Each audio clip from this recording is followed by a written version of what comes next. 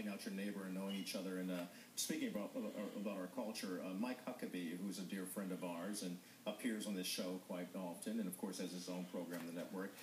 But Mike was talking about the role of God in our society as it relates to our culture. Let's listen to what Mike was talking about on Fox and Friends here yesterday.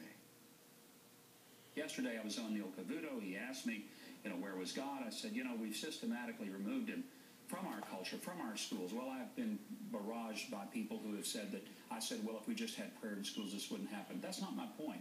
No, my point is a larger point, that we have, as a culture, decided that we don't want to have values, that we don't want to say that some things are always right, some things are always wrong.